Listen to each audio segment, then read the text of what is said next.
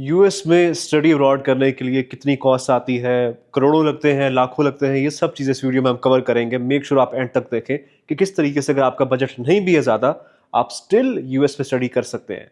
यार पाकिस्तान में एक्चुअली ना मसला ये है कि जो एजेंट्स हैं उन्होंने इतनी ज़्यादा हाइप बनाई हुई है ना यूएस की कि शायद यूएस का नाम सुन के लोग समझते हैं पता नहीं हमारा कितना करोड़ रुपया लगेगा फिर जाके हम अमेरिका जा सकते हैं।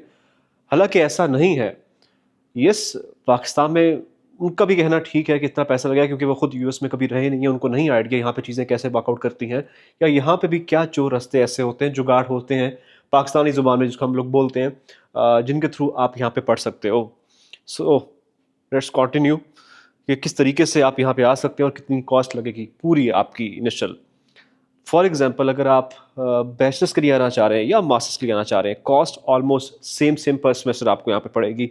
ऐसा नहीं है कि मास्टर्स की कुछ और है, बैचलर्स की कुछ और है।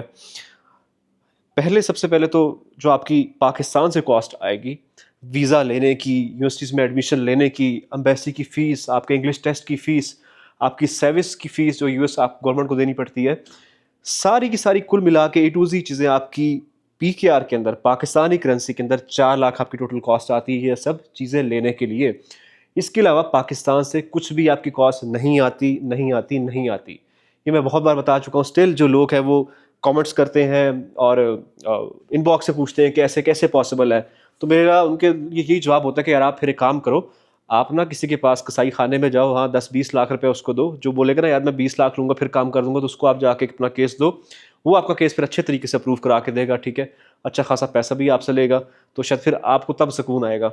आपको जब एक चीज़ बता दी गई कितनी ही कॉस्ट आएगी चीज़ों की, यार हर महीने हमारे इतने स्टूडेंट्स क्लोज़ हो रहे होते हैं, हर इनटेक के अंदर स्टूडेंट्स आ रहे होते हैं, सारे यही पे कर रहे होते हैं, इससे ऊपर आपकी कॉस्ट नहीं आती।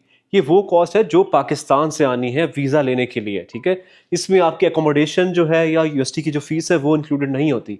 अब आप रहना चाहो यहाँ पे किसी पेंट हाउस के अंदर या 3 बेडरूम अपार्टमेंट के अंदर, तो उसकी कॉस्ट ऑब्वियसली ज़्यादा होगी।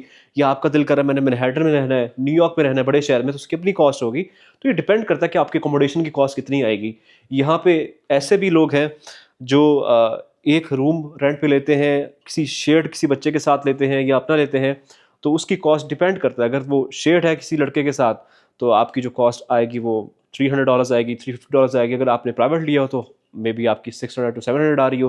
डिपेंड करता है, ये चीज़ें आपकी सिटी के अंदर है, आप शिकागो में है, न्यूयॉर्क में है, आप एलए में है, ये सब चीज़ें मिला के डिपेंड करता है। बट जो भी होता है लोग यहाँ पे यार आके अफोर्ड करते हैं अपनी स्टडीज़ को और मेंटेन करके अपना पे करके दे रहे होते हैं। अब वो कैसा हो रहा होता है, कैसे पे करते हैं यहाँ पे आके, किस तरह अपने फाइनेंसेस मैनेज करते हैं, वो ऑब्वियसली हमारी भी लिमिटेशंस होती है, हर चीज़ हम वीडियो में नहीं बता सकते। बट जब भी आपका प्लान होगा यूएस में मूव करने का, मैं लिंक अपनी इस वीडियो के नीचे भी दे दूंगा, आप वहाँ पे क्लिक कर सकते हैं topmat.io द वीज़ा कोच के नाम से। यहाँ पे आप क्लिक करके मुझसे सेशन जो भी लेना हो, आपने स्टडी अब्रॉड का या आपका रिजेक्शन का केस, आप लेके सब कुछ डिटेल्स ले सकते हैं। अगर आप हमसे भी परसू करना चाहें वो भी हम करते हैं सब कुछ, F1 के केस, इमिग्रेशन के केसेस यहाँ के, और इवन इंस्टाग्राम के ऊपर भी ये सेम लिंक आपको मिल जाएगा, आप यहाँ से जाके कर सकते हैं। क्योंकि मुझे दिन के 100-200 मैसेज आते हैं, इतना ह्यूमनली पॉसिबल ही नहीं है कि मैं हर बंदे को जवाब देता रहूँ बार बार कि इसको ऐसे है, इसको ऐसे है, क्योंकि बहुत से और काम भी आपको करने होते हैं यूएस में रहते हुए। सिर्फ ये नहीं होता कि आप इनबॉक्स पकड़ के बैठे रहोगे पूरा दिन। अच्छा, उसके बाद यूनिवर्सिटी फीस की हम बात कर लेते हैं।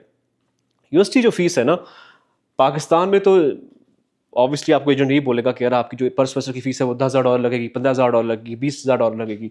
ऐसा ही होता है, बिल्कुल ऐसा ही होता है। लेकिन यूएस में ऐसे यूनिवर्सिटीज़ होती हैं और उसका प्रोसेस थोड़ा टेक्निकल होता है। वो ऐसा नहीं होता कि आप डायरेक्टली कहें कि मैं पाकिस्तान से ऐसी यूनिवर्सिटी के अंदर आ जाऊँगा और मेरा वीज़ा भी लग जाएगा और मैं वहाँ पढ़ना स्टार्ट कर दूँगा, मुझे यूनिवर्सिटी का बस नाम बता दो, कर दो। बहुत से लोग ये कन्फ्यूजन होती है कि यूनिवर्सिटी का नाम बता दो, ऐसे कर लो। मेरे भाई ऐसे नहीं होता, उसका एक अपना टेक्निकल प्रोसेस है।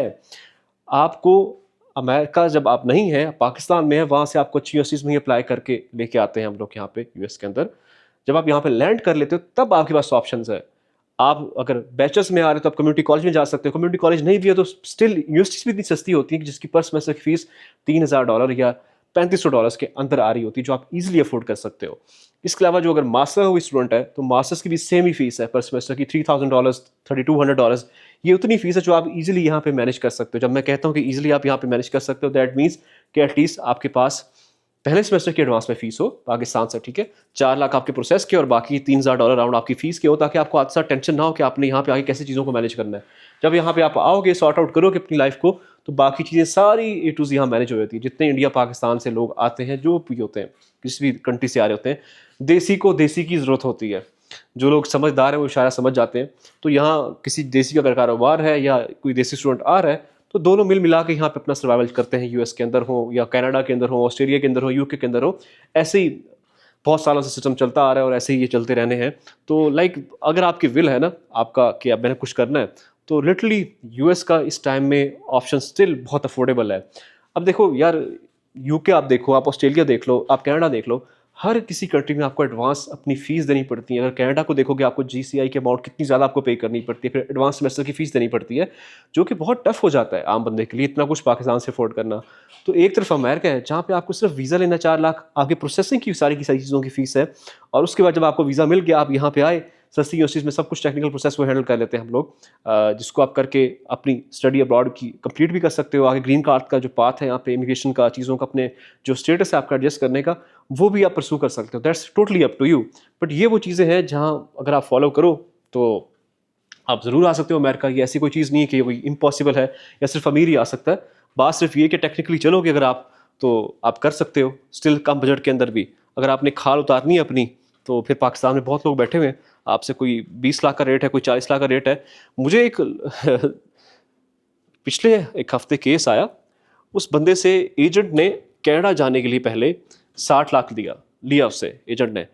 जब उसका काम नहीं हुआ तो उसको ये बोला कि हम आपको यूएस भेजते हैं, आपकी एम्बेसी को हमने डेट ले दी है, हमारा काम सारा हो गया, अब आपने सिर्फ एम्बेसी जाना है और आपने जाके अपना इंटरव्यू देना है, हमारा काम यहीं तक था, आगे सारा कुछ आप पे डिपेंड करता है। उसने B1 B2 जो विजिट वीज़ा होता है उसकी उसको डेट लेके दी, जिसकी सिर्फ 55,000 कॉस्ट आती है पूरा प्रोसेस करने की, A to Z चीज़ों की। और अब उसके हाथ में क्या है, सिर्फ एक वो B1 B2 की पर्ची और कुछ भी नहीं है 60 लाख देने के बाद। तो अगर आप इस तरह के हैं तो आप ज़रूर जाएं और पाकिस्तान में पता करवाएं ऐसे लोगों से जो कि अच्छे तरीके से कसाई खाना खोल के बैठे हों और अपनी जो जमा पूंजी की आप लुटवा सकते हैं। बट अगर आपको सीरियसली में जाना है तो पहले अपनी थोड़ी रिसर्च करें, चीज़ों को समझें, टेक्निकल चीज़ें क्या होती हैं, क्या डॉक्यूमेंटेशन होती हैं, और फिर अपना जो यूएस का ड्रीम है आप वो कर सकते हैं पूरा। मिलते हैं मज़ीद वीडियोस के अंदर नेक्स्ट सीरीज़ के अंदर कि रिजेक्शन अगर आपकी आती तो आपने कैसे ओवरकम करना है, या यूएस में क्या चैलेंजेस होते हैं, जो जो चीज़ें इंशाल्लाह इस यूट्यूब चैनल के प्लेटफॉर्म से सब कुछ आपको मैं टाइम टू टाइम एक्सप्लेन करता रहूँगा। सो सी यू इन नेक्स्ट वीडियोज़। अल्लाह हाफ़िज़।